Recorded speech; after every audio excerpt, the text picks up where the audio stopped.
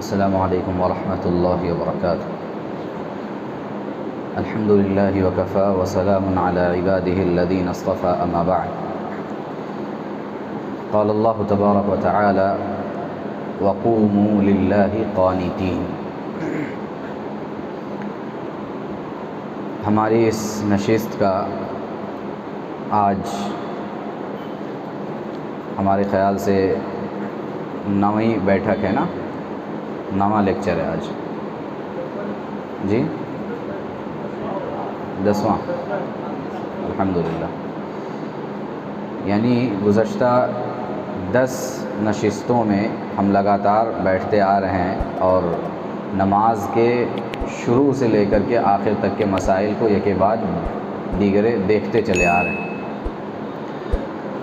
گزشتہ نشست میں ہم نے دیکھا تھا کہ نماز نبوی صلی اللہ علیہ وسلم تکبیر اولیٰ سے نماز تک سلام تک کیا ہے، وہ ایک حدیث ہم نے پڑھی تھی جس میں 11 صحابہ رضوان اللہ علیہم اجمعین کی شہادت ہے کہ اللہ کے نبی صلی اللہ علیہ وسلم کیسے نماز پڑھا کرتے تھے۔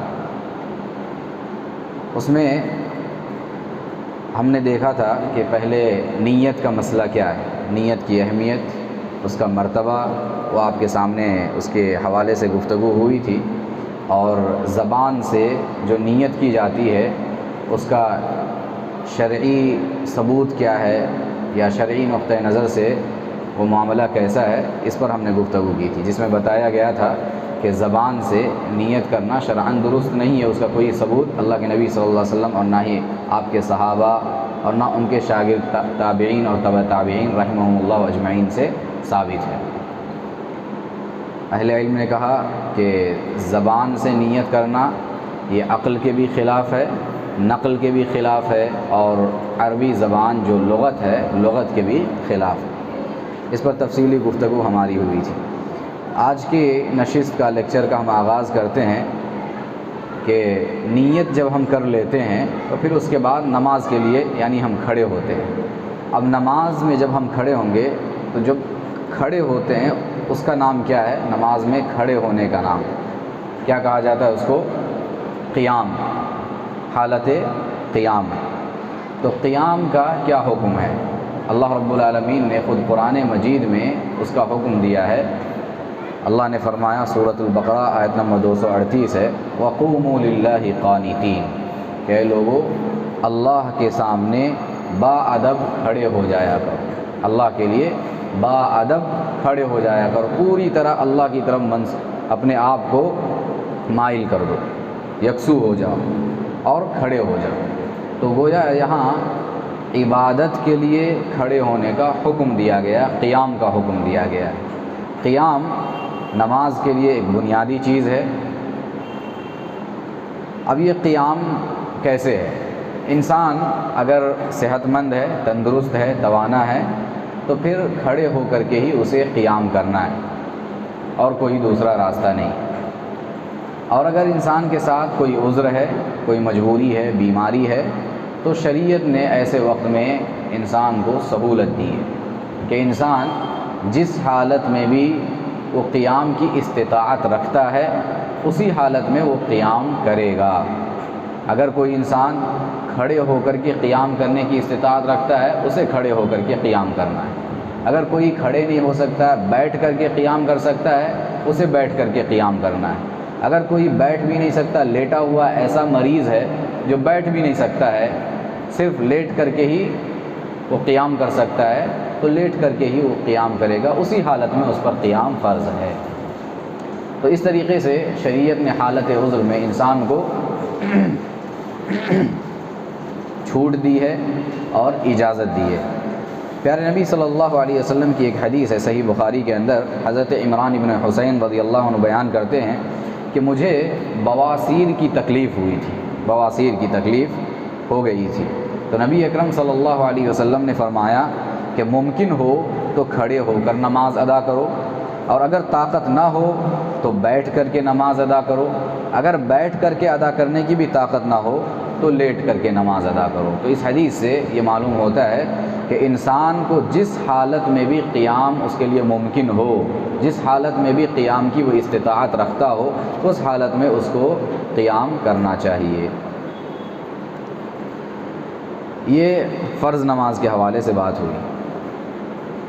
نفل نمازوں میں بسا اوقات ہم نے دیکھا ہے کہ بعض لوگ بیٹھ کر کے بھی نماز پڑھتے ہیں، کوئی عذر نہیں ہوتا ہے اس کے باوجود بھی بیٹھ کر کے نماز ادا کرتے ہیں۔ بعض سنتیں ہم نے دیکھا لوگوں کو پڑھتے ہوئے، آپ نے دیکھا ہوگا کہ بعض لوگ ضروری سمجھتے ہیں بسا اوقات، اور ان کا یہ ماننا ہوتا ہے کہ کھڑے ہو کر کے ہم اپنے پورے جسم کا حق ادا کرتے ہیں، تو بیٹھ کر کے اپنے پیروں کا حق ادا کرنا ہے۔ اس طریقے سے کچھ بات ہوتی ہے ان کی کہ بیٹھ کر کے بھی نماز ادا کرنا چاہیے۔ تو کیا حالت استطاعت میں ہونے کے باوجود بھی انسان بیٹھ کر کے نفل نمازیں ادا کر سکتا ہے؟ کیا حکم ہے اس بارے میں؟ نہیں کر سکتا ہے؟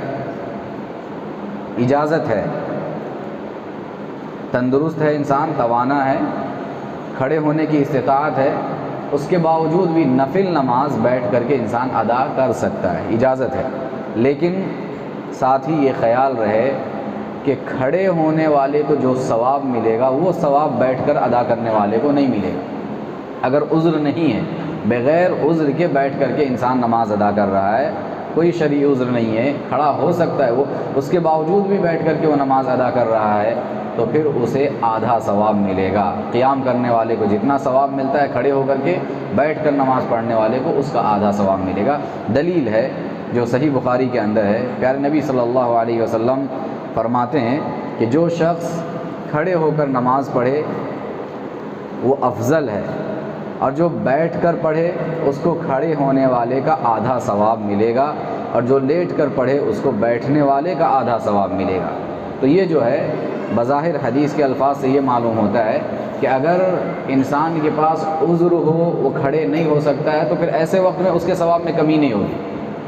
استطاعت ہے، طاقت ہے کھڑے ہونے کی، لیکن اس کے باوجود بھی بیٹھ کر کے وہ نماز ادا کر رہا ہے، تو پھر یہاں پہ یہ حدیث کا مفہوم آئے گا، لیا جائے گا کہ اگر کھڑے ہو کر کے استطاعت ہے ادا کرنے کی نماز، اس کے باوجود بھی بیٹھ کر کے کوئی نماز ادا کر رہا ہے تو اسے آدھا ثواب ملے گا۔ تو اس سے ایک بات تو یہ معلوم ہوتی ہے کہ نفل نماز میں بیٹھ کر قیام کرنے کی یا نماز پڑھنے کی اجازت ہے استطاعت کے باوجود، اور دوسرا یہ کہ بیٹھ کر بھی اگر پڑھتا ہے انسان تو اسے آدھا ثواب ملے گا کھڑے ہونے والے کی بنسبت۔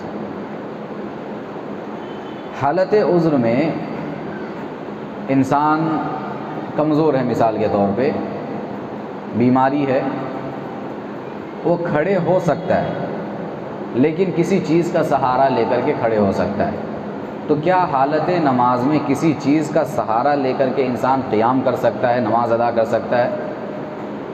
کر سکتا ہے کہ نہیں کر سکتا؟ کر سکتا ہے۔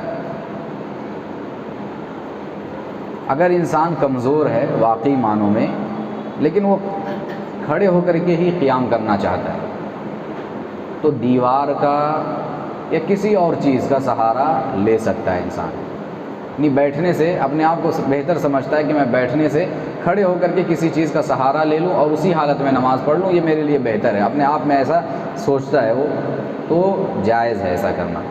اس کی دلیل حدیث میں موجود ہے، پیارے نبی صلی اللہ علیہ وسلم کی عمر جب زیادہ ہو گئی تو آپ نے اپنے جائے نماز کے پاس، مصلی کے پاس ایک ستون تیار کرایا، ایک دیوار، ستون، کھمبا کھڑا کروایا، آپ نے تیار کروایا، جس پر آپ صلی اللہ علیہ وسلم نماز کے دوران ٹیک لگایا کرتے تھے۔ اس سے کیا پتہ چلتا ہے کہ آپ نے بیٹھ کر نماز پڑھنے کی بجائے ستون کے سہارے کھڑے ہونے کو ترجیح دی، بیٹھ کر نماز ادا کرنے کے بجائے ستون کے سہارے کھڑے ہونے کو آپ نے ترجیح دی۔ اس سے یہ معلوم ہوا کہ کوئی عذر ہو تو کسی چیز کا سہارا لے کر قیام کیا جا سکتا ہے، خواہ فرض نماز ہو یا نفل۔ واللہ اعلم۔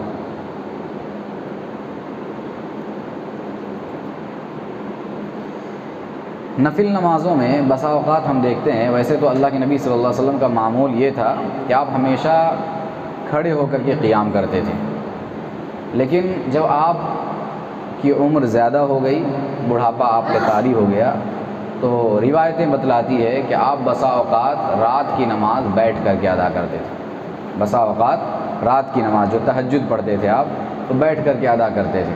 اس میں دونوں چیزیں ہیں کہ اکثر تو اللہ کے نبی صلی اللہ علیہ وسلم کھڑے ہو کر کے ادا کرتے تھے، لیکن کبھی کبھار آپ بیٹھ کر کے بھی ادا کرتے تھے۔ اس میں کیا ہوتا تھا کہ جب آپ بیٹھ کر کے کھڑے ہو کر کے ادا کرتے تو جیسے عام نماز ہم پڑھتے ہیں اسی حالت میں رکوع کرتے تھے، پھر سجدے میں جاتے تھے، لیکن بیٹھ کر کے اگر نماز ادا کرتے تھے تو پھر اسی حالت میں بیٹھ کر کے ہی آپ رکوع بھی کرتے تھے اور بیٹھ کر کے ہی آپ سجدہ بھی کرتے، یعنی سجدہ تو خیر جس حالت میں عام طور پہ کیا جاتا ہے اسی حالت میں، لیکن رکوع جو ہے ویسے ہی جھک کر کے کیا کرتے تھے۔ بعض روایتوں سے یہ بھی پتہ چلتا ہے کہ جب اللہ کے نبی صلی اللہ علیہ وسلم رات میں لمبا قیام کرتے تھے، تہجد پڑھتے تھے، تو شروع میں آپ بیٹھ کر کے نماز ادا کرتے تھے، یعنی رکعت جب شروع کرتے تو بیٹھ کر کے آپ نماز ادا کرتے تھے، لیکن جب رکعت ختم ہونے والی ہوتی، رکوع میں جانے کے قریب ہوتے، تو کچھ آیتیں پہلے ہی اللہ کے نبی صلی اللہ علیہ وسلم کھڑے ہو جاتے تھے۔ رکوع میں جانے سے پہلے جب رکوع میں جانا ہوتا شروع کرتے بیٹھ کر کے نماز، رکعت کا آغاز بیٹھ کر کے کرتے، لیکن جب رکوع میں جانا ہوتا، قریب ہوتے رکوع میں جانے کے، تو آپ کھڑے ہو جاتے تھے، اور پھر جتنی آیتیں آپ کو پڑھنا ہوتی تھیں آپ کھڑے ہو کر کے پڑھتے تھے، اور پھر نارمل رکوع سجدہ جیسے ہوتا ہے ایک آدمی کھڑے ہو کر کے جیسے یہ سب کرتا ہے ویسے اللہ کے نبی صلی اللہ علیہ وسلم ادا کیا کرتے تھے۔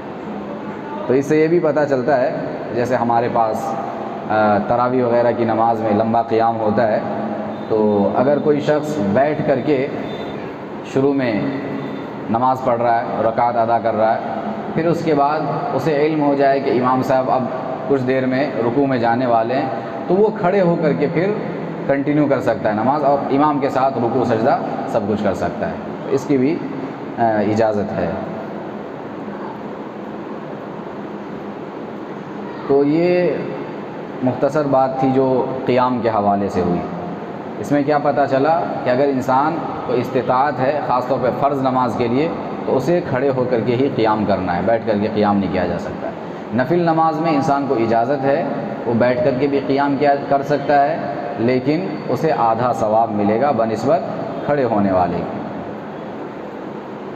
اسی طریقے سے ایک بات یہ معلوم ہوئی کہ اگر کوئی کمزور ہے، لاغر ہے، لیکن وہ بیٹھنا پسند نہیں کرتا ہے، کھڑے ہو کر کے ہی قیام کرنا پسند کرتا ہے، تو کسی چیز کا سہارا لے کر کے بھی وہ قیام کر سکتا ہے، کھڑا ہو سکتا ہے۔ اب اس کے بعد ہم کھڑے ہو گئے ہیں، کھڑے ہونے کے بعد ہم نماز کا آغاز کر رہے ہیں، شروع کر رہے ہیں، تو کن الفاظ کے ساتھ نماز کی شروعات ہوتی ہے؟ تکبیر تحریمہ، اللہ اکبر کہہ کر کے ہم اپنے ہاتھوں کو باندھتے ہیں۔ تکبیر تحریمہ کو تکبیر اولیٰ بھی کہا جاتا ہے اور تکبیر تحریمہ بھی کہا جاتا ہے، یہ دو نام ہیں احادیث کے اندر اس کی ملتی ہے۔ تکبیر اولیٰ کیوں کہا جاتا ہے؟ تکبیر کا مطلب اللہ اکبر کہنا، اور اولیٰ کا مطلب پہلا، تو تکبیر اولیٰ کو یا تکبیر تحریمہ کو تکبیر اولیٰ اس لیے کہا جاتا ہے کہ یہ نماز کی سب سے پہلی تکبیر ہے، اس سے پہلے کوئی تکبیر نہیں ہے نا، اس سے پہلے کوئی تکبیر نہیں، اللہ اکبر کہہ کر کے آپ نماز شروع کرتے ہیں، یہ نماز کی سب سے پہلی تکبیر ہے، اس لیے اسے تکبیر اولیٰ کہا جاتا ہے۔ اور تکبیر تحریمہ کیوں کہا جاتا ہے؟ کوئی بتا سکتے ہیں؟ تکبیر اولیٰ کو تکبیر تحریمہ کیوں کہا جاتا ہے؟ تکبیر تحریمہ، تکبیر کا مطلب جیسا کہ بتایا گیا اللہ اکبر تکبیر، تحریمہ کا مطلب ہے حرام کر دینے والی، حرام کر دینے والی۔ یہ تکبیر جو ہے وہ حرام کر دیتی ہے۔ کیا حرام کر دیتی ہے؟ جیسے عام حالتوں میں انسان نماز سے باہر کی حالت میں جب ہوتا ہے تو بہت ساری چیزیں اس کے اوپر حلال ہوتی ہیں، جائز ہوتی ہے، وہ کر سکتا ہے، کھانا کھا سکتا ہے، بات چیت کر سکتا ہے، چل پھر سکتا ہے، بہت سارے کام کر سکتا ہے جو جائز ہے انسان کے لیے، ہے نا۔ لیکن تکبیر اولیٰ کیا کہتا ہے انسان کہ یہ جائز کام بھی انسان کے اوپر تھوڑی دیر کے لیے حرام ہو جاتا ہے۔ کھا سکتا ہے انسان نماز میں؟ نہیں کھا سکتا ہے۔ بات چیت کر سکتا ہے؟ نہیں کر سکتا ہے۔ ادھر ادھر کوئی حرکت کر سکتا ہے، دیکھ سکتا ہے؟ نہیں کر سکتا ہے۔ تو تکبیر تحریمہ کا مطلب یہی ہے کہ یہ ایک ایسی تکبیر ہے جو انسان کے اوپر حلال چیزوں کو بھی وقتی طور پہ حرام کر دیتی ہے، اس لیے اسے تکبیر تحریمہ کہا جاتا ہے۔ اب تکبیر تحریمہ کے بعد انسان ساتھ میں ہاتھ اٹھاتا ہے، رفع الیدین کرتا ہے اور اپنے ہاتھ کو باندھ لیتا ہے۔ تو رفع الیدین جو ہے یہ نماز کا ایک اہم جز ہے، ایک اہم حصہ ہے، ایک اہم پارٹ ہے۔ پیارے نبی صلی اللہ علیہ وسلم کی حدیث ہے کہ عبداللہ ابن عمر رضی اللہ عنہ فرماتے ہیں، میں نے نبی رحمت صلی اللہ علیہ وسلم کو دیکھا، آپ نے نماز کی پہلی تکبیر کہی اور اپنے دونوں ہاتھوں کو کندھوں تک آپ نے اٹھایا۔ یہ کندھا ہے ہمارا، شولڈر، وہاں تک آپ نے اپنے دونوں ہاتھوں کو اٹھایا، برابر ہے؟ تو آپ نے نماز کی پہلی تکبیر کہی، اللہ اکبر کہا اور اپنے دونوں ہاتھوں کو کندھوں تک آپ نے اٹھایا۔ رکوع کی تکبیر کے وقت بھی آپ نے ایسا ہی کیا، یعنی دونوں ہاتھوں کو اٹھایا، رفع یدین کیا، اور جب سمیع اللہ لمن حمیدہ کہا تب بھی آپ نے ایسا کیا، اپنے ہاتھوں کو اٹھایا اور فرمایا ربنا ولک الحمد، اور سجدے میں جاتے اور سجدے سے سر اٹھاتے وقت آپ نے ایسا نہیں کیا۔ یہ حدیث صحیح بخاری کے اندر ہے، صحیح مسلم کے اندر ہے۔ اس حدیث کے اندر ہم نے یہ دیکھا دو چیزوں کا ثبوت، ایک تو رفع الیدین، ہاتھ اٹھانا ہے، اور دوسرا یہ کہ ہاتھ اٹھانا ہے تو کہاں تک اٹھانا ہے؟ کہاں تک اٹھایا گیا؟ اپنے کندھے تک۔ اللہ کے نبی صلی اللہ علیہ وسلم نے اپنے کندھے تک اپنے دونوں ہاتھوں کو اٹھایا، رفع الیدین کیا ہے۔ یہ ایک حدیث ہے۔ ایک دوسری حدیث میں ایک دوسرا مقام بھی معلوم ہوتا ہے کہ ہاتھ کہاں تک اٹھانا ہے۔ کہاں تک اٹھا سکتے؟ ایک تو کندھے تک اٹھانا ہے، دوسرا کان تک۔ ماشاءاللہ۔ مالک بن حویرث رضی اللہ عنہ سے روایت ہے کہ بے شک نبی اکرم صلی اللہ علیہ وسلم جب تکبیر کہتے تو ہاتھوں کو کانوں تک بلند فرماتے۔ یہ کان ہے، کان کے سرے تک، کان کے لیول میں آپ اپنے ہاتھوں کو بلند کرتے تھے۔ جب رکوع کرتے تو اسی طریقے سے ہاتھوں کو کانوں تک بلند کرتے، اور جب رکوع سے سر اٹھاتے تب بھی آپ ایسا ہی کرتے۔ یہ حدیث صحیح مسلم کے اندر موجود ہے۔ اس حدیث سے ہاتھوں کے اٹھانے کا ایک طریقہ کیا معلوم ہوا، یعنی اٹھانے کا جو لیول ہے وہ کانوں تک ہونا چاہیے، یہ معلوم ہوتا ہے۔ بعض لوگوں کو ہم نے دیکھا ہے، آپ نے دیکھا ہے کہ ہاتھ جب اٹھاتے ہیں تو صرف کان تک اٹھاتے نہیں بلکہ کانوں میں ہاتھ لگاتے بھی ہیں۔ کیا اس کا ثبوت حدیث کے اندر ہے؟ حدیث کے اندر اس کا ثبوت نہیں ہے۔ کانوں تک اٹھانے کی روایت آپ کے سامنے ابھی پڑھی گئی، صحیح مسلم کے اندر موجود ہے۔ کان کے لیول تک اٹھانا ہے، اس کا مطلب یہ کانوں میں لگانے کا، ٹچ کرنے کا، چھونے کا، یہ اس طرح کے الفاظ کسی حدیث میں نہیں آئے ہیں۔ تو لہٰذا پیارے نبی صلی اللہ علیہ وسلم کی سنت کی اقتداء میں، آپ کے طریقے کی پیروی میں یہ لازم ہے کہ آپ نے جو عمل جیسا کیا ہے، جتنا کیا ہے اتنا ہی کرنا چاہیے۔ تو ہاتھوں کو کانوں تک اٹھانا ہے لیکن کانوں سے لگانا نہیں ہے، اس کا کوئی ثبوت نہیں ہے۔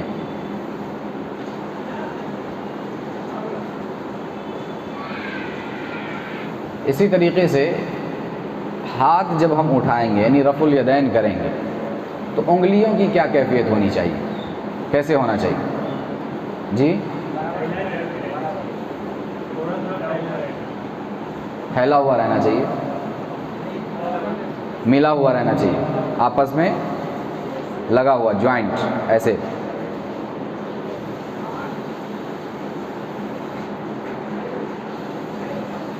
انگلیوں کے سلسلے میں جو کیفیت بتائی گئی ہے، اللہ کے نبی صلی اللہ علیہ وسلم جب رفع الیدین کرتے، اپنے ہاتھوں کو اٹھاتے تو آپ کی انگلیاں نہ زیادہ کھلی ہوتی اور نہ زیادہ چپکی ہوئی آپس میں ہوتی تھی۔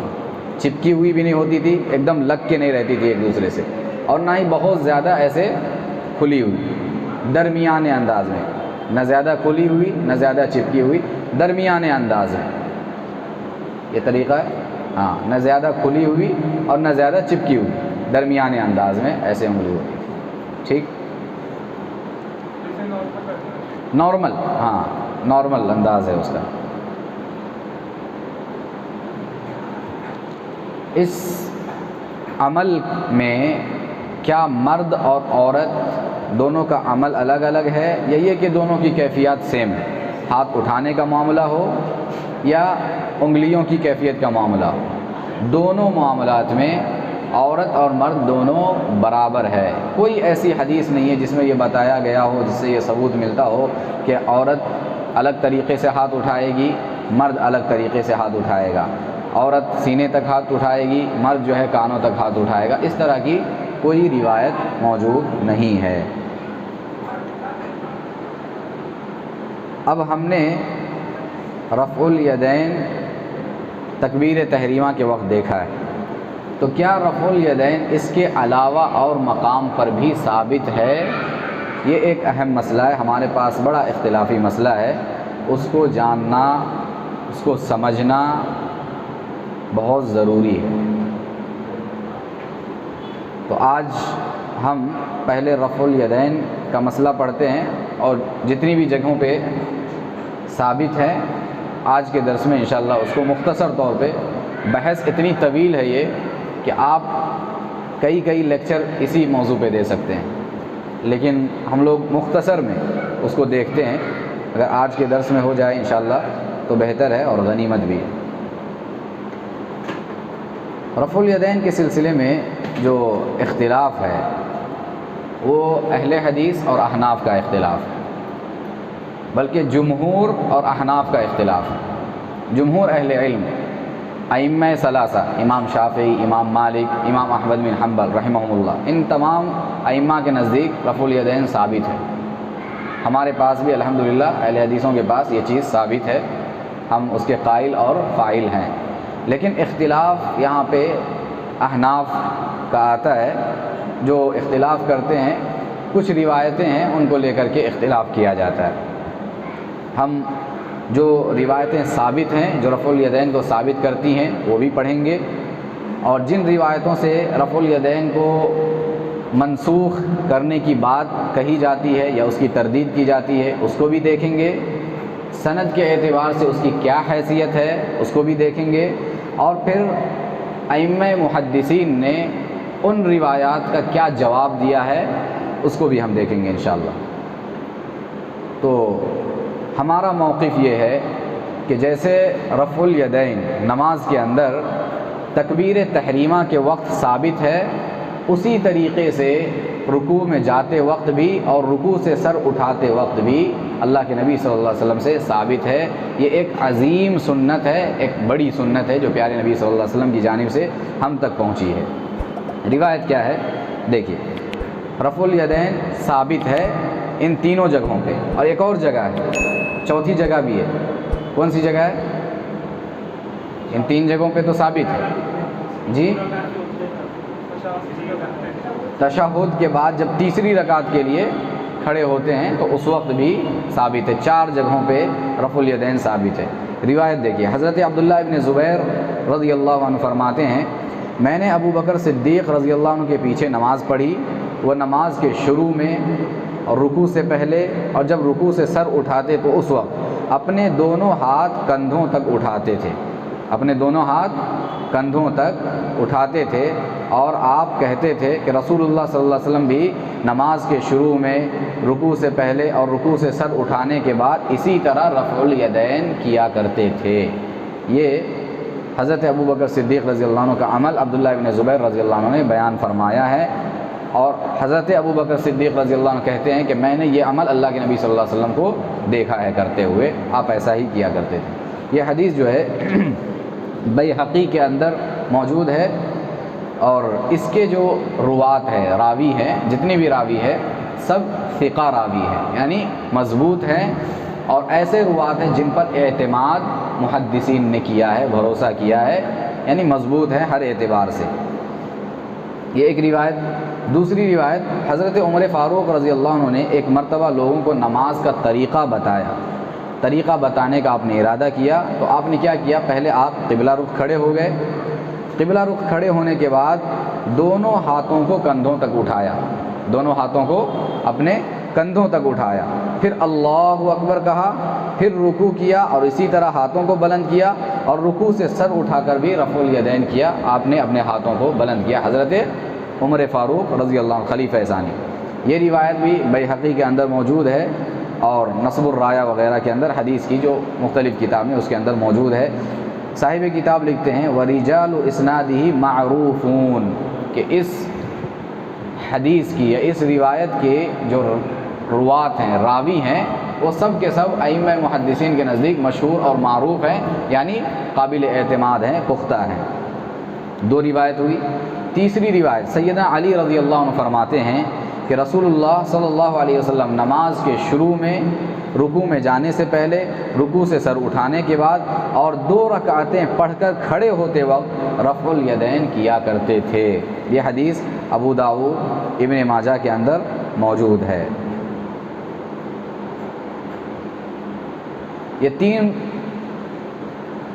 روایتیں جو ہے وہ دیکھیے، پہلی روایت حضرت ابوبکر صدیق رضی اللہ عنہ، دوسری روایت حضرت عمر فاروق رضی اللہ عنہ، تیسری روایت حضرت سیدنا علی رضی اللہ عنہ۔ تینوں خلفاء کی روایتیں صاحب کتاب نے یہاں پہ بیان کر دی، جس سے یہ ثابت ہوتا ہے کہ رفع الیدین کا جو معاملہ ہے لوگ کہتے ہیں منسوخ ہو گیا، وہ پہلے حکم تھا بعد میں ختم کر دیا گیا، ویسا نہیں ہے۔ یہ صحابہ کیا کر رہے ہیں، بعد میں اللہ کے نبی صلی اللہ علیہ وسلم کے بعد لوگوں کو کوئی نماز کا طریقہ بتا رہا ہے، کوئی کر کے عمل بتا رہا ہے اللہ کے نبی صلی اللہ علیہ وسلم کا عمل کیسے تھا، اور کوئی اللہ کے نبی صلی اللہ علیہ وسلم کی عمل کی رپورٹنگ کر رہے ہیں۔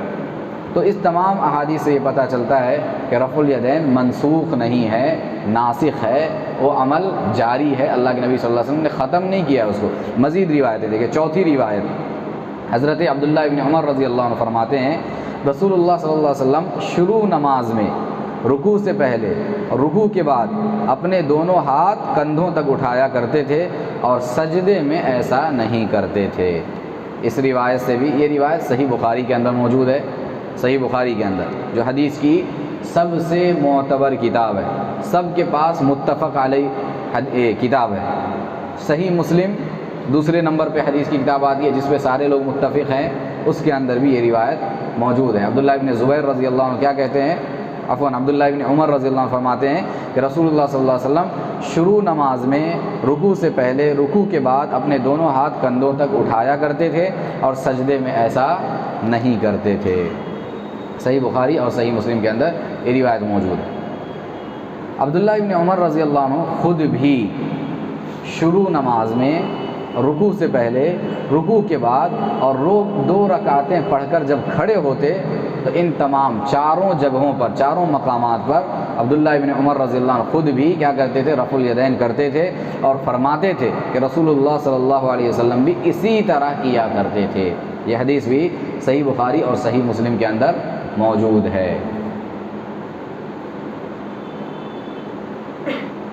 اس روایت کو سامنے رکھ کے امام بخاری رحمہ اللہ کے استاد ہیں امام علی بن مدینی رحمہ اللہ، امام بخاری کے استاد علی بن مدینی، وہ کیا فرماتے ہیں، بہت بڑی بات کہتے ہیں، فرماتے ہیں کہ حدیث ابن عمر کی بنا پر، ابھی جو روایت پڑھی گئی ہے کہ اللہ کے نبی صلی اللہ علیہ وسلم 4 جگہوں پہ رفع الیدین کرتے تھے، جو صحیح بخاری اور صحیح مسلم کے اندر آئی ہوئی ہے، کہتے ہیں علی بن مدینی رحمہ اللہ کہ حدیث ابن عمر رضی اللہ عنہ کی بنا پر مسلمانوں پر رفع الیدین کرنا ضروری ہو جاتا ہے۔ یہ سنت بھی نہیں کہہ رہے، حضرت علی بن مدینی کیا کہتے ہیں، ضروری ہو جاتا ہے کہ رفع الیدین کریں، لیکن پھر بھی ہمارا موقف یہ ہے کہ ضروری اور واجب نہیں ہے، سنت ہے، لیکن عظیم سنت ہے جس کو جان بوجھ کے نہیں چھوڑنا چاہیے۔ ٹھیک، 5ویں روایت دیکھیے، مالک بن حویرث رضی اللہ عنہ شروع نماز میں رفع الیدین کرتے، صحابی کا عمل، مالک بن حویرث رضی اللہ عنہ کا عمل بتایا جا رہا ہے کہ آپ شروع نماز میں رفع الیدین کرتے تھے، اپنے ہاتھوں کو اٹھاتے تھے، پھر جب رکوع کرتے تو رفع الیدین کرتے، جب رکوع سے سر اٹھاتے تب بھی رفع الیدین کرتے، اور یہ فرماتے تھے کہ رسول اللہ صلی اللہ علیہ وسلم بھی اسی طرح کیا کرتے تھے۔ تو یہ سب روایتیں جو ہم دیکھ رہے ہیں، مزید روایتیں آگے آ رہی ہے، یہ سب روایتیں کب آ رہی ہیں یا کب صحابی بیان کر رہے ہیں، اللہ کے نبی صلی اللہ علیہ وسلم کی وفات کے بعد بیان کر رہے ہیں۔ تو وفات کے بعد آپ کے عمل کو لوگوں کو بتانا یا لوگوں کو سکھانا، یہ اس بات کی مضبوط دلیل ہے کہ یہ عمل جو ہے وہ منسوخ نہیں ہوا، ختم نہیں ہوا۔ اگر ختم ہو گیا ہوتا تو پھر بتانے کی ضرورت کیا تھی؟ عمل جب ختم ہو گیا، اس کی جگہ پہ دوسرا عمل آ گیا ہے، تو پھر اللہ کے نبی صلی اللہ علیہ وسلم کی وفات کے بعد یہ سارے عمل لوگوں کو کیوں بتائے جاتے ہیں؟ کیوں نماز کا ایسا طریقہ سکھایا جاتا ہے جسے اللہ کے نبی صلی اللہ علیہ وسلم نے ختم کر دیا ہو؟ تو اس سے پتہ چلتا ہے کہ رفع الیدین جو ہے وہ منسوخ نہیں ہوا ہے، اللہ کے نبی صلی اللہ علیہ وسلم آخری دم تک کیا کرتے تھے۔ جی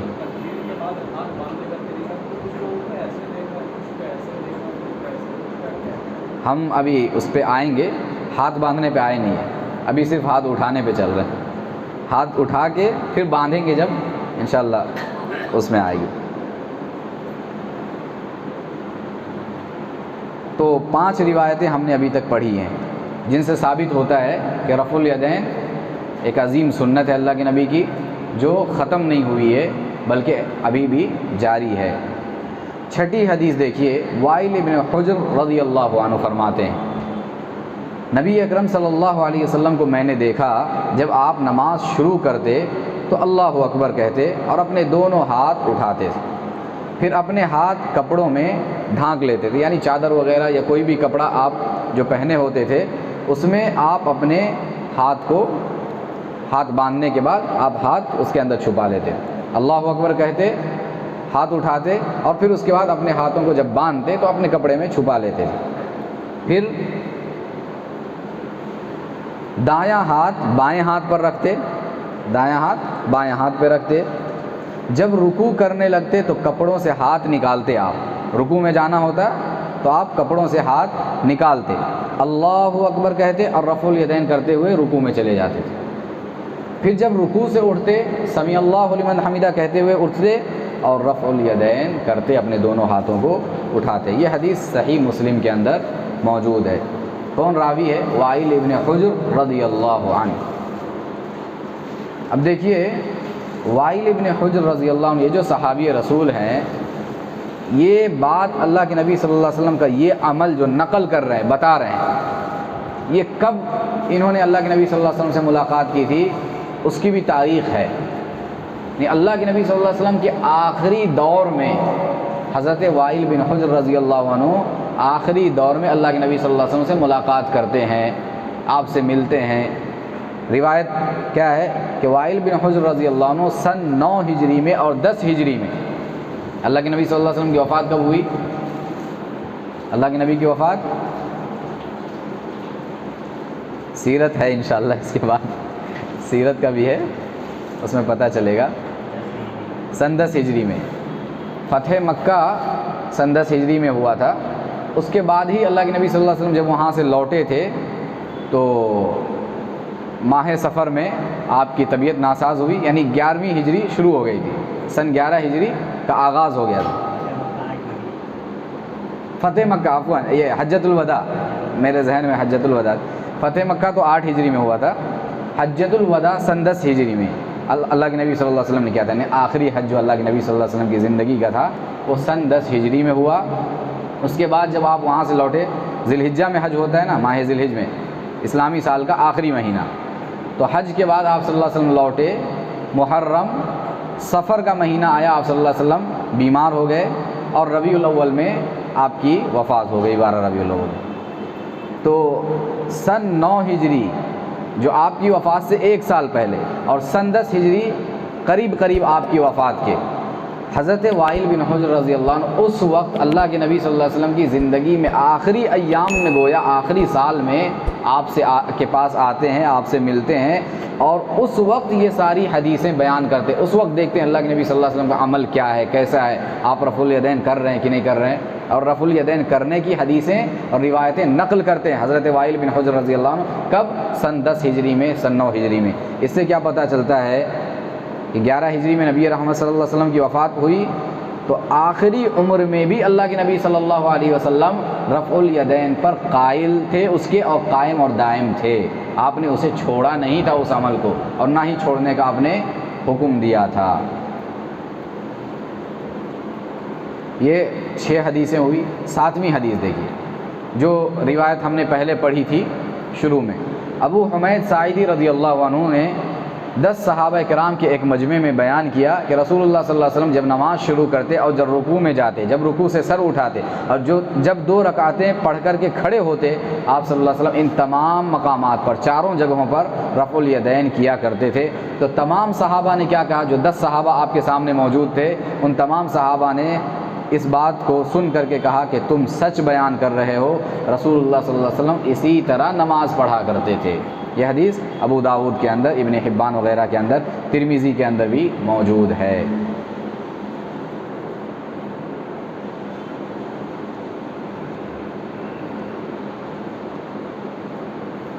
اچھا، یہاں پہ بھی امام ابن خزیمہ رحمہ اللہ کا ایک قول ہے، محمد بن یحییٰ رحمہ اللہ کا، جو محدث ہیں، امام ابن خزیمہ نے ان کا ایک قول نقل کیا ہے۔ جیسے ہم نے دیکھا کہ امام بخاری کے استاذ نے علی ابن مدینی رحمہ اللہ نے حدیث عبداللہ ابن عمر رضی اللہ عنہ کو سامنے رکھ کر کے کہا کہ اگر کوئی شخص اس حدیث کے آ جانے کے باوجود بھی رفع الیدین نہیں کرتا ہے تو یہ صحیح نہیں ہے، بلکہ اس حدیث کی روح سے رفع الیدین کرنا ضروری ہو جاتا ہے، جیسے علی ابن مدینی رحمہ اللہ نے کہا۔ اسی طریقے کا ایک جملہ، ایک قول یہاں پہ محمد بن یحییٰ رحمہ اللہ کہتے ہیں۔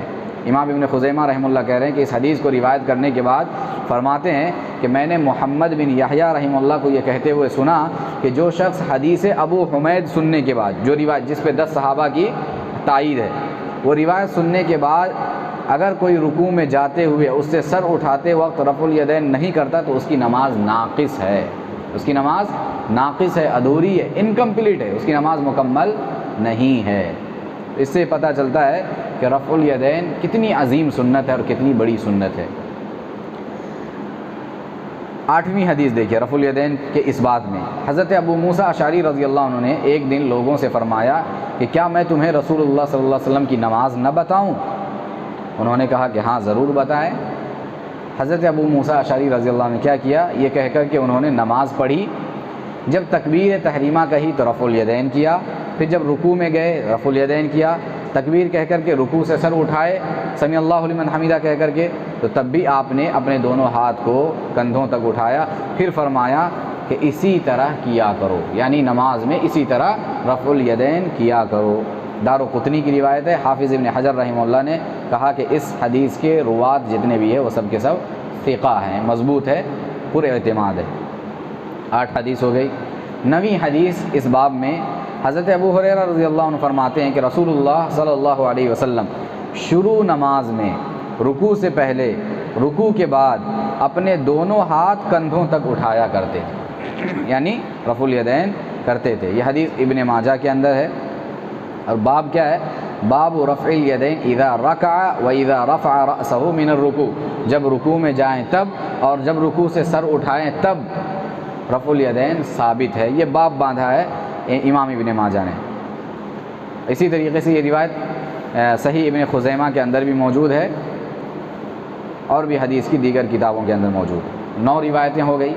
10ویں روایت دیکھیے، جابر ابن عبداللہ رضی اللہ عنہ جب نماز شروع کرتے، جب رکوع کرتے، جب رکوع سے سر اٹھاتے تو رفع الیدین کیا کرتے تھے، اور فرماتے تھے کہ رسول اللہ صلی اللہ علیہ وسلم بھی اسی طرح کیا کرتے تھے، یعنی رفع الیدین کیا کرتے تھے۔ یہ حدیث مسند السراج ابن ماجہ وغیرہ کے اندر موجود ہے، اور ابن حجر نے کہا کہ اس کے تمام روات ثقہ ہیں۔ یہ 10 حدیثیں اور بھی ہے بہت ساری، رفع الیدین کے اس بات میں حدیثیں اور بھی ہے، بلکہ اہل علم نے کہا کہ اس باب میں، اس مسئلے میں جتنی حدیثیں آئی ہیں کسی اور مسئلے میں اتنی حدیثیں آئی ہی نہیں ہیں۔ یہی وجہ ہے کہ بعض محدثین نے الگ سے رفع الیدین کے باب میں کتاب لکھی ہے۔ اب دیکھیے امام بخاری رحمہ اللہ جیسے محدث جو امام المحدثین ہیں، آپ نے بھی اس مسئلے کو منسوخ نہیں مانا ہے، بلکہ اپنے صحیح بخاری کے اندر جو روایتیں ہم نے پڑھی ہیں صحیح بخاری کے اندر موجود ہے، انہوں نے اپنی کتاب کے اندر یہ ساری روایتیں لائی ہے، اور پھر انہوں نے باب بھی باندھا ہے کہ یہ جو عمل ہے رفع الیدین کا یہ منسوخ نہیں ہے بلکہ ناسخ ہے، باقی ہے۔ اور پھر اتنا ہی نہیں، اپنی کتاب میں تو لائے ہی ہیں صحیح بخاری کے اندر، الگ سے ایک کتاب لکھی ہے جزء رفع الیدین کے نام سے، جزء رفع الیدین، یعنی رفع الیدین پہ جتنی بھی حدیثیں ہیں تمام حدیثوں کو حضرت امام بخاری رحمہ اللہ نے اپنی اس کتاب کے اندر جمع کیا ہے، اور یہ ثابت کیا ہے کہ رفع الیدین کی جو سنت ہے وہ منسوخ نہیں ہے بلکہ ناسخ ہے، ثابت ہے اور جاری ہے۔ اب بہت سے لوگ جو رفع الیدین نہیں کرتے ہیں، ان کی روایتیں کیا ہے، کن حدیثوں سے استدلال کرتے ہیں اور ان کے دلائل کا تجزیہ کیا ہے، وہ بھی جاننا ضروری ہے تاکہ اس بارے میں بھی علم ہمارے پاس موجود ہو۔ تو دیکھیے، جن احادیث سے رفع الیدین نہ کرنے کی دلیل لی جاتی ہے وہ حدیثیں کیا ہے؟ پہلی حدیث، جابر بن سمرہ رضی اللہ عنہ بیان کرتے ہیں کہ رسول اللہ صلی اللہ علیہ وسلم نے فرمایا صحابہ سے، کیا بات ہے کہ میں تم کو اس طرح ہاتھ اٹھاتے دیکھتا ہوں کہ گویا تمہارے ہاتھ سرکش گھوڑوں کی دمیں ہیں۔ سرکش گھوڑوں کی دم جیسے ہلتی ہے، بار بار حرکت دیتے رہتا ہے دموں کو گھوڑا، سرکش گھوڑا۔ پیارے نبی صلی اللہ علیہ وسلم فرماتے ہیں کہ کیا بات ہے کہ میں تم کو اس طرح ہاتھ اٹھاتے دیکھتا ہوں گویا کہ وہ سرکش گھوڑوں کی دمیں ہیں۔ نماز میں سکون اختیار کیا کرو۔ یہ صحیح مسلم کی روایت ہے۔ اس سے کیا پتہ چلتا ہے؟ نماز میں رفع الیدین نہیں کرنا چاہیے، ہے نا؟ پتہ چلتا ہے کہاں پہ پتہ چلتا ہے کہ رفع الیدین کے بارے میں اللہ کے نبی صلی اللہ علیہ وسلم نے کہا کہ تمہارے ہاتھ اس طرح اٹھ رہے ہیں جیسے سرکش گھوڑے کی دمیں ہوں؟ کہیں یہ لفظ آیا کہ رفع الیدین کے بارے میں اللہ کے نبی نے کہا، ہاتھ اٹھانے کے بارے میں اللہ کے نبی نے کہا؟ یہ روایت کے اندر موجود نہیں ہے۔ تو تجزیہ یہی ہے کہ اس حدیث کے اندر، اس حدیث سے لوگ دلیل لیتے ہیں کہ دیکھو اللہ کے نبی صلی اللہ علیہ وسلم نے ہاتھ اٹھانے سے منع کیا ہے اور اس پر آپ نے نکیر کیا، تنبیہ کرتے ہوئے صحابہ کو کیا کہا کہ تمہارے ہاتھ سرکش گھوڑوں کی دموں کی مانند اٹھ رہے ہیں۔ ایسا نہیں ہونا چاہیے، نماز میں سکون اختیار کرو۔ لوگ اس کو کیا کہتے ہیں؟ یہ رفع الیدین نہ کرنے کے اوپر دلیل ہے۔ اس سے یہ پتہ چلتا ہے کہ رفع الیدین نہیں کرنا چاہیے، اللہ کے نبی صلی اللہ علیہ وسلم نے منع کر دیا۔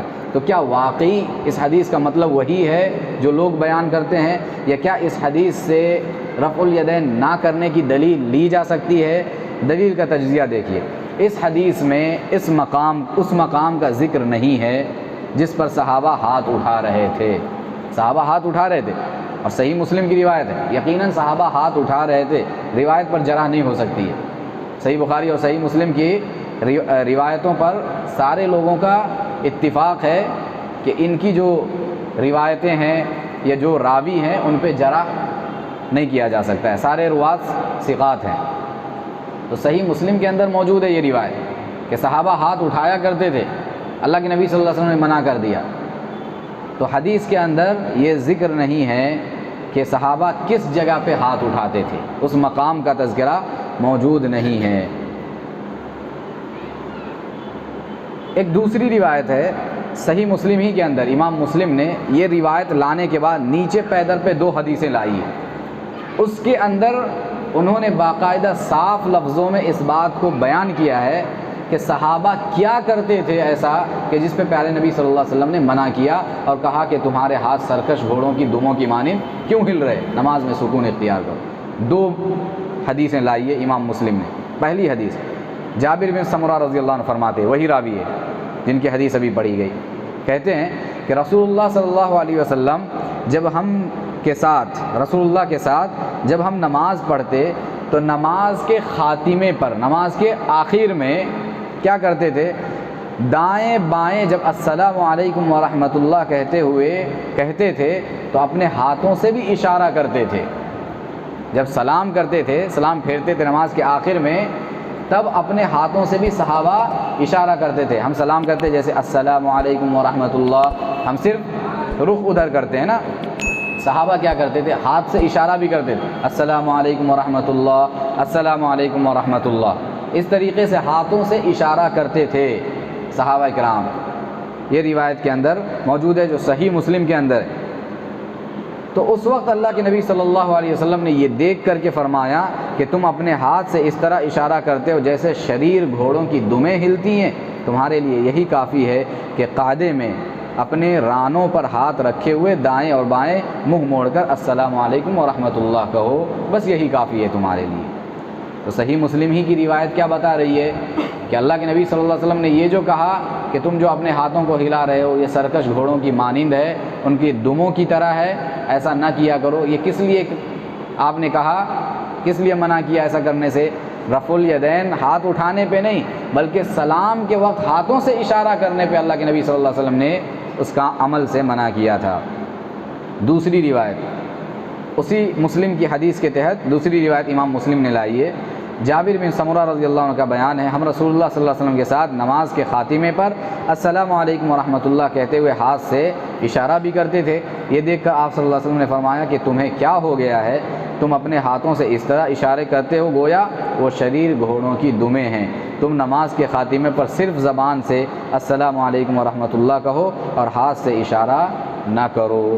یہ حدیث بھی صحیح مسلم کے اندر موجود ہے۔ تو پہلی حدیث میں ہم نے یہ دیکھا جس سے لوگ کیا کہتے ہیں کہ رفع الیدین نہ ہونے کی دلیل پکڑتے ہیں، اسی حدیث میں یہ ثابت کر دیا امام مسلم رحمہ اللہ نے خود کہ یہ جو اللہ کے نبی صلی اللہ علیہ وسلم نے ہاتھ اٹھانے سے منع کیا ہے وہ رفع الیدین جہاں پہ اللہ کے نبی صلی اللہ علیہ وسلم ہاتھ اٹھاتے تھے اس جگہ کے لیے نہیں ہے، بلکہ سلام کے وقت نماز کے آخر میں جو صحابہ ہاتھ اٹھایا کرتے تھے اس پر آپ صلی اللہ علیہ وسلم نے تنبیہ فرمائی ہے۔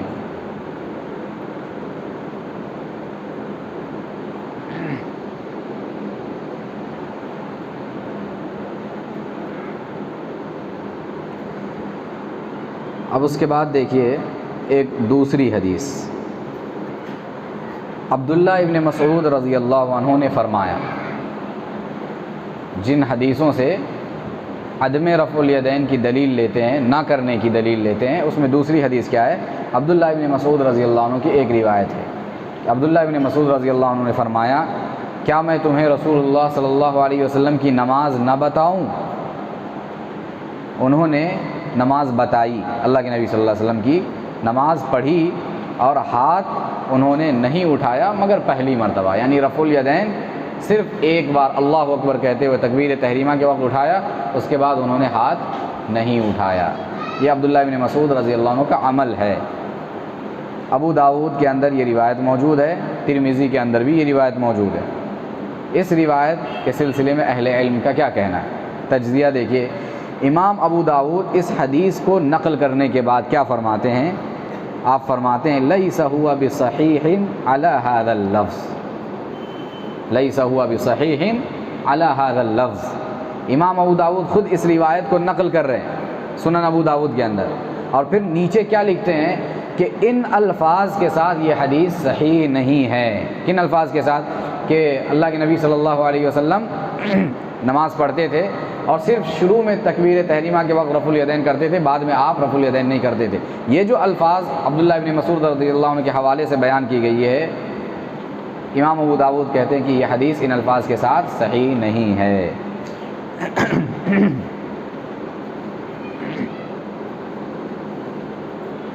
امام ترمذی نے عبداللہ ابن مبارک رحمہ اللہ کا ایک قول نقل کیا اس حدیث کے سلسلے میں۔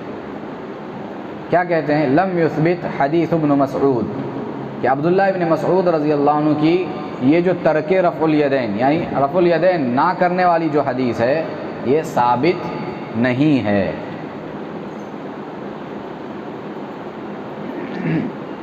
امام ابن حبان رحمہ اللہ جو محدث ہیں وہ فرماتے ہیں کہ اس حدیث کے اندر بہت ساری علتیں ہیں، بہت ساری ایسی وجوہات ہیں، ایسی چیزیں ہیں کہ جس کی بنا پر اس حدیث کو وہ علتیں باطل کر دیتی ہیں، یہ حدیث ناقابل قبول ہو کے رہ جاتی ہے۔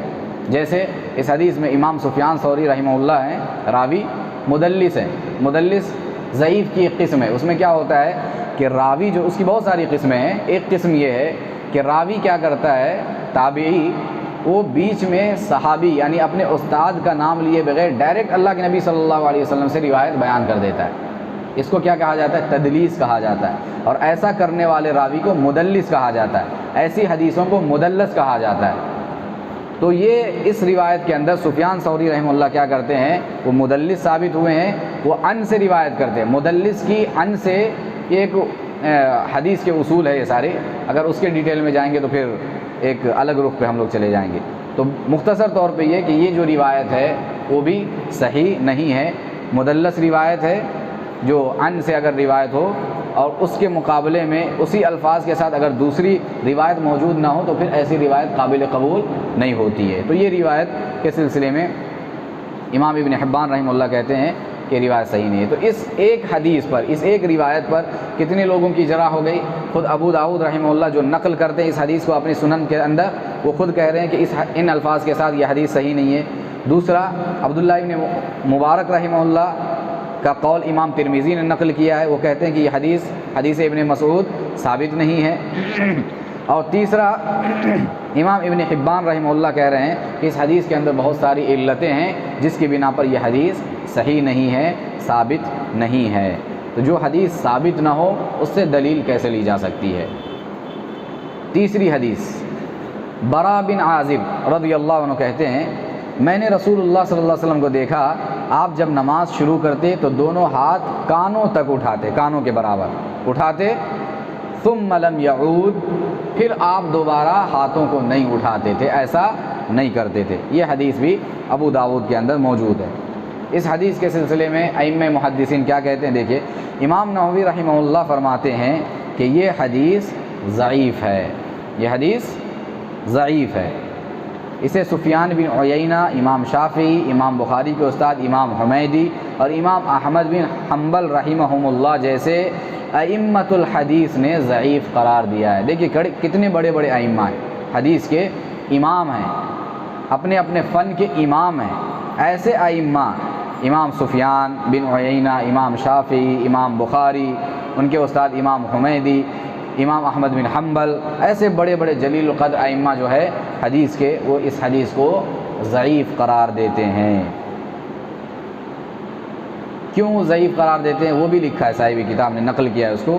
کہتے ہیں کیونکہ یزید بن ابی زیاد جو راوی ہے اس حدیث کا، پہلے لم یعود کے الفاظ کو روایت نہیں کرتا تھا، یعنی راوی جو ہے یہاں پہ لم یعود یعنی اللہ کے نبی صلی اللہ علیہ وسلم شروع میں ایسا کرتے تھے، رفع الیدین کرتے تھے، پھر بعد میں آپ ایسا نہیں کرتے تھے، رکوع کی جگہ پہ رکوع سے سر اٹھانے کے بعد آپ ایسا نہیں کیا کرتے۔ یہ جو الفاظ ہیں، الفاظ کا اضافہ، کہتے ہیں کہ یزید بن ابی زیاد جو راوی بیان کر رہا ہے پہلے بیان نہیں کرتا تھا، لیکن بعد میں بعض لوگوں سے ملنے کے بعد وہ روایت ثم لم یعود کے الفاظ لوگوں سے بیان کرنے لگا۔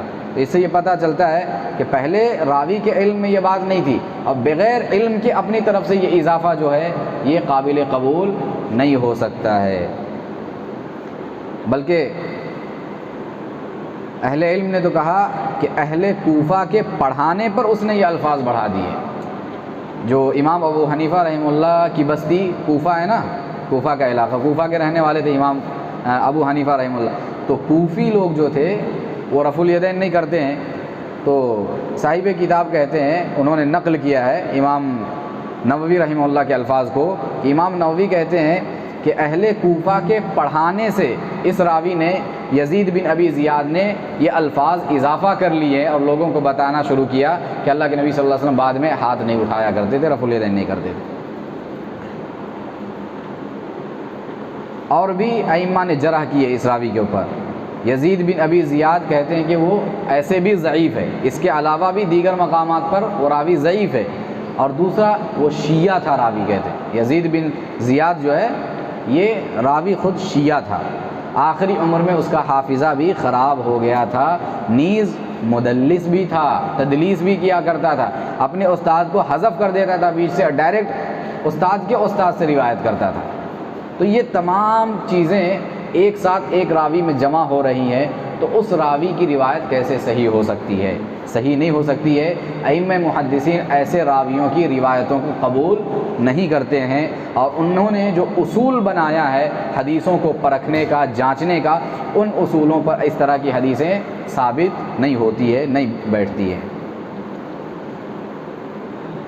تو یہ 3 روایتیں ہیں جو بیان یہاں پہ کی گئی ہے، اور اس کے علاوہ جتنی بھی روایتیں، عام طور پہ یہی روایتیں بیان کی جاتی ہیں، اس لیے یہاں پہ یہ بیان کیا گیا ہے۔ اس کے علاوہ جو بھی روایتیں بیان کی جاتی ہے، جتنی بھی روایتیں اس باب میں بیان کی جاتی ہے، کوئی بھی روایت جو ہے اس باب میں ثابت نہیں ہے، اتنا یاد رکھیے، کوئی بھی روایت ثابت نہیں ہے، صحیح نہیں ہے، کسی بھی صحیح سند کے ساتھ ثابت نہیں ہے۔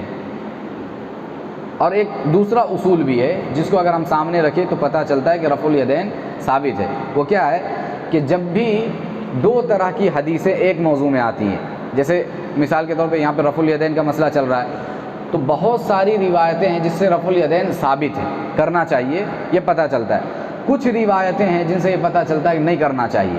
تو ایک تو وہ روایتیں ضعیف ہے، اور دوسرا یہ ائمہ محدثین کے نزدیک یہ اصول ہے کہ جن روایتوں میں کوئی عمل ثابت مانا جاتا ہے، ثابت کیا جاتا ہے کہ ہاں یہ عمل اللہ کے نبی سے ثابت ہے، اس کے مقابلے میں اگینسٹ میں اگر اس کے مفہوم کی دوسری روایت آتی ہے، مفہوم مخالف یعنی نہیں کرنا چاہیے، تو ثابت کو نافی پر مقدم کیا جاتا ہے. ثابت کرنے والی جو روایت ہے اس کو قبول کیا جاتا ہے، اور جن روایتوں میں نفی ہوتی ہے، اس عمل کی تردید ہوتی ہے، انکار ہوتا ہے، اس کو قبول نہیں کیا جاتا. ایک اصول ہے محدثین کے نزدیک. تو اس اصول کے تحت بھی اگر ہم دیکھیں تو جو روایتیں رفع الیدین نہ کرنے پر دلالت کرتی ہیں، وہ روایتیں از خود اس کی تردید ہو جاتی ہے. اچھا، یہ تو روایتوں پہ ہم نے بحث کی ہے. بعض لوگ اور بھی مختلف طرح کی دلیلیں اس کے لیے دیتے ہیں، عقلی دلیلیں. جیسے اس میں سے مشہور چیز ہے کیا ہے؟ رفع الیدین شروع میں تھا، بعد میں اللہ کے نبی صلی اللہ علیہ وسلم نے اس کو ختم کر دیا، منسوخ کر دیا. کیوں تھا اور کیوں اللہ کے نبی نے منسوخ کر دیا؟ کوئی بتا سکتے ہیں؟ عام طور پہ ایک بات. جی ماشاء اللہ، بارک اللہ فیک. لوگ کہتے ہیں کہ شروع میں صحابہ کرام کو نعوذ باللہ من ذالک، نعوذ باللہ ثم نعوذ باللہ، جب اللہ کے نبی صلی اللہ علیہ وسلم نے دعوت و تبلیغ کا آغاز کیا تھا، نبی بنائے گئے تھے، تو شروع میں کیا تھا؟ صحابہ کے اندر جو ایمان لائے تھے بتوں کی محبت تھی. اب ظاہر سی بات ہے، ایک آدمی دوسرے سے جدا ہوتا ہے، قلبی محبت ہوتی ہے، تو کیا ہوتا ہے جب جدا ہوتا ہے تو تھوڑی بہت محبت تو باقی رہتی ہے، ابھی جلدی ختم نہیں ہوتی ہے محبت. تو اس چیز کو انہوں نے دلیل بنایا کہ اللہ کے نبی صلی اللہ علیہ وسلم جب شروع میں صحابہ کرام کو دعوت دیے لوگوں کو، اور جنہوں نے آپ کی دعوت کو قبول کیا، مسلمان ہو گئے صحابہ، تو شروع میں چونکہ ان کے دلوں میں بتوں کی محبت تھی، اس لیے وہ کیا کرتے تھے؟ نماز کی حالت میں بھی اپنے بغلوں میں بت لے کر کے آتے تھے اور کھڑے ہو جاتے تھے. اس لیے اللہ کے نبی صلی اللہ علیہ وسلم نے حکم دیا تھا رفع الیدین کرنے کا کہ ہاتھ اٹھائیں گے تو سارے بت گر جائیں گے. کیسا لگتا ہے؟ ہنسی آتی ہے، سوائے ہنسی کے اور کچھ نہیں آتی ہے. اور دوسری چیز افسوس بھی ہوتا ہے، افسوس زیادہ ہے. افسوس اس لیے کہ دیکھیے صحابہ کرام رضوان اللہ علیہم اجمعین کی جب ہم سیرت پڑھتے ہیں، ان کی زندگیوں کا مطالعہ کرتے ہیں، اللہ اکبر، حضرت بلال، حضرت خباب بن ارت، حضرت یاسر، ان کے بیٹے عبداللہ بن یاسر، ان کی بیوی سمیہ، اور ایسے سینکڑوں صحابہ کرام جب اسلام قبول کیا انہوں نے، مکے کے اندر کیسی کیسی تکلیفیں نہیں دی گئی، کتنی اذیت نہیں دی گئی، کیسا ظلم اور جبر نہیں کیا گیا ان کے اوپر. کس لیے کیا گیا؟ اور صحابہ برداشت کرتے تھے، برداشت کیا. حضرت بلال کے بارے میں کیا آتا ہے؟ دوپہر کی چلچلاتی دھوپ میں، جو ریتیلی زمین مکے کی ہوتی تھی عرب کی، دوپہر کی اس چلچلاتی دھوپ میں لٹا دیا جاتا تھا، جسم کے اوپر بھاری پتھر رکھ دیا جاتا تھا تاکہ ہلے نہیں، حرکت نہ کر سکے. پھر بھی ان کی زبان سے کیا نکلتا تھا؟ احد احد، اللہ ایک ہے، اللہ ایک ہے. کیا ایسے صحابہ جو دین کے لیے، اللہ کی توحید کے لیے اتنی تکلیف برداشت کر سکتے ہیں لیکن اس دین کو چھوڑ نہیں سکتے ہیں، کیا ایسے صحابہ کے دل میں بت کے لیے محبت ہو سکتی ہے؟ عقل اس بات کو مان سکتی ہے، ہمارا ایمان نہیں مان سکتا ہے اس بات کو. ضمیر گوارا نہیں کرتا ہے کہ صحابہ کرام کے بارے میں لوگ ایسی باتیں کریں. صحابہ بت لے کر کے آ جائیں گے، وہ بھی نماز کی حالت میں، یہ ایک چیز. تو صحابہ کے ایمان پہ ڈائریکٹ حملہ ہے ایک طرح سے. اس طرح کی باتیں جو خود ساختہ کہانی ہے، بنائی ہوئی من گھڑت کہانی ہے، اس کے ذریعے سے صحابہ کے ایمان پہ ہم حملہ کرتے ہیں، نعوذ باللہ من ذالک. ایک تو یہ. اور دوسری بات آپ دیکھیے کہ نماز کب فرض ہوئی؟ نماز کب فرض ہوئی ہے؟ جی معراج کے موقع پہ فرض ہوئی نا. اب ابتدائی دور میں جو صحابہ کے دلوں میں بتوں کی محبت تھی، اس کے جو قائل ہے، جو بتاتے ہیں، یہ کہانی سناتے ہیں، اس دور میں شروع میں جب نماز ہی نہیں تھی تو پھر صحابہ کیسے نماز میں بت لے کے آ جاتے تھے؟ نماز میں بت لے کے کیسے آ جاتے جب نماز ہی نہیں تھی اس وقت؟ تو خود بخود اس سے یہ پتہ چلتا ہے کہ من گھڑت کہانی ہے، قصہ ہے، اور کچھ نہیں ہے۔ اور اس کے علاوہ اور بھی بہت ساری چیزیں ہیں۔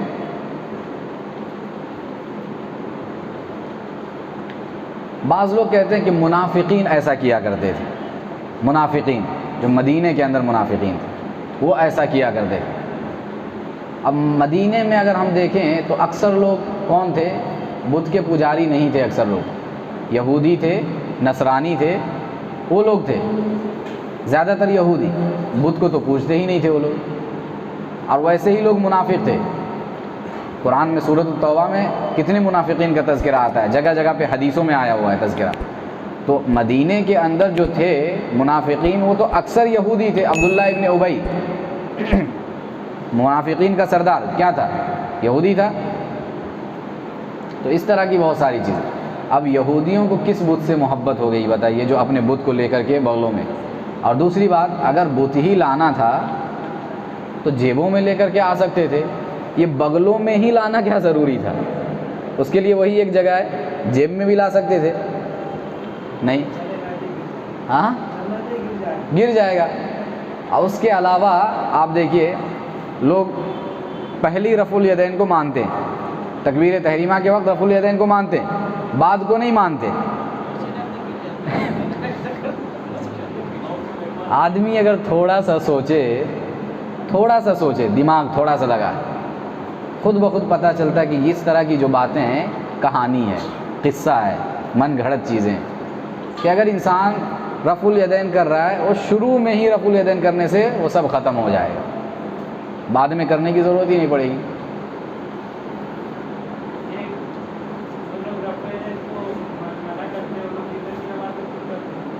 ماشاء اللہ، بارک اللہ، یہ بھی ایک چیز ہے۔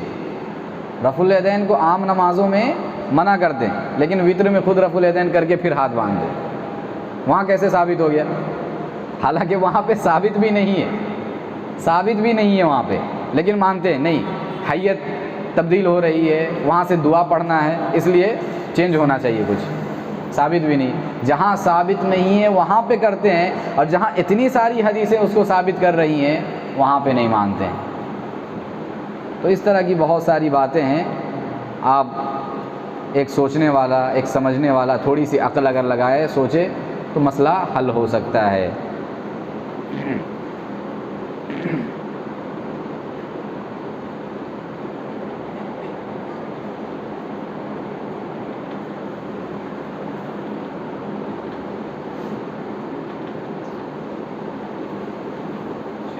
جی اچھے سے نہیں کرتے، ایسا تھوڑا ایسا ہاتھ اٹھا کے باندھ دیتے ہیں، تو یہ مطلب کیا صحیح ہے غلط ہے؟ صلو کما رأیتمونی اصلی، یہ اصول ہے، قاعدہ ہے، سمجھ لیجیے، ایک طرح کا حدیث ہے، نماز ویسے پڑھو جیسے مجھے پڑھتے ہوئے دیکھا ہے۔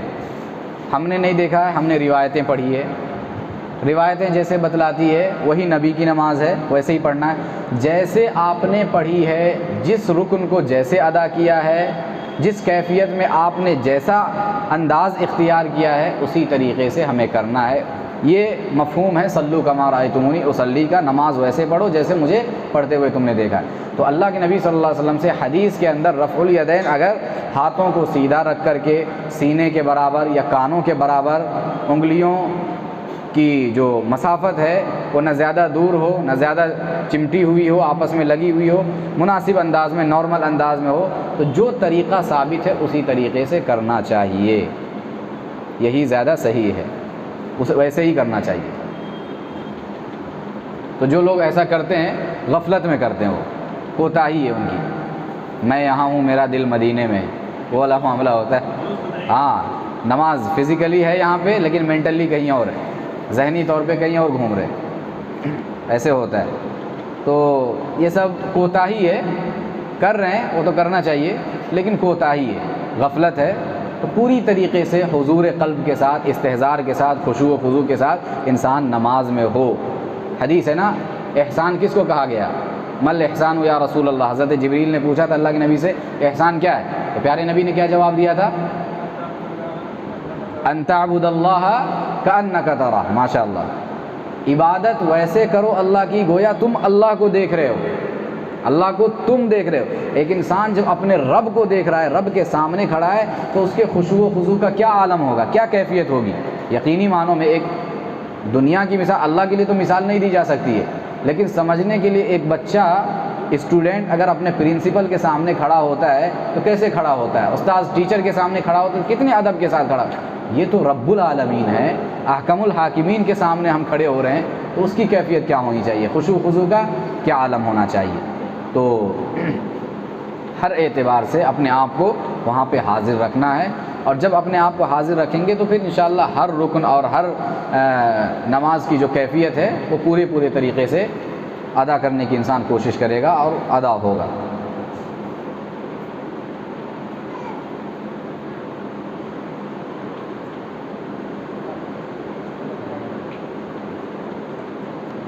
اچھا، رفع الیدین کے منسوخ نہ ہونے کی کچھ دلائل ہیں، یہ ہم ختم کرتے ہیں، بس 2-3 چیزیں ہیں، اس کو پڑھ کر کے آج انشاءاللہ رفع الیدین کا بحث ختم ہو جائے گا۔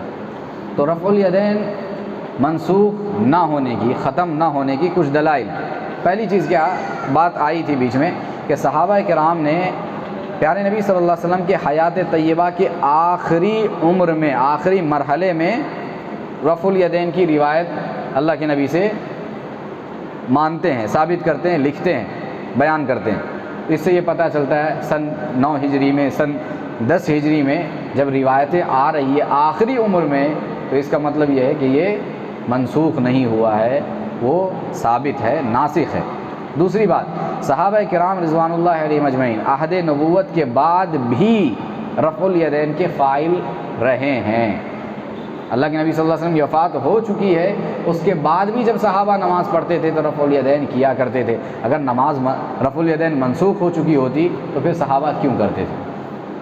کہا جاتا ہے کہ چاروں ائمہ برحق ہیں، ہاں اگر ایسا ہی ہے تو ان چاروں میں سے 3 رفع الیدین کے قائل ہیں۔ کہتے ہیں نا چاروں ائمہ برحق ہے، امام شافعی نے کہا، ان کی بات بھی صحیح، مالک کی بھی بات صحیح، امام احمد بن حنبل کی بات صحیح، امام ابو حنیفہ کی بھی بات صحیح۔ جب سب صحیح تو پھر 3 ائمہ اس کو صحیح کہتے، اس عمل کو جائز سمجھتے ہیں، وہ قائل بھی ہیں اور فاعل بھی ہیں، کرتے بھی ہیں اور بتاتے بھی ہیں، روایتیں بھی ہیں۔ تو جب 3 ائمہ اس کو برحق مان رہے تو آپ کیوں برحق نہیں مانتے؟ سب برحق ہے تو آپ کیوں برحق نہیں مان رہے؟ آپ کو بھی برحق ماننا چاہیے۔ اچھا، جن محدثین کرام نے رفع الیدین کی احادیث کو اپنی مختلف مقبول سندوں کے ساتھ روایت کیا ہے، ان میں سے کسی نے یہ تبصرہ نہیں کیا ہے کہ رفع الیدین منسوخ ہو چکا ہے۔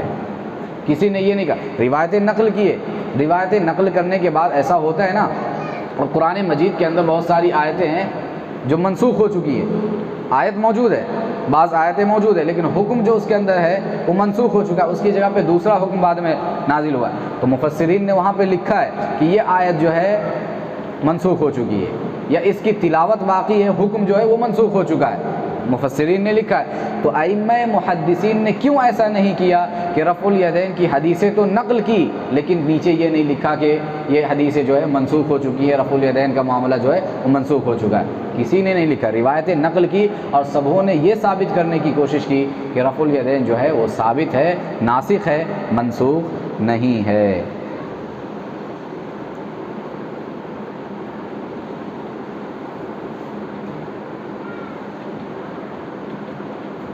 تو اس طرح کی بہت ساری باتیں ہیں، اگر انسان روایتوں کو سامنے رکھ کے بھی اور اپنے عقل سے بھی کچھ چیزوں کو پر اگر غور کرے گا، سوچے گا، سمجھنے کی کوشش کرے گا تو یہ مسئلہ آسانی کے ساتھ حل ہو جائے گا انشاءاللہ۔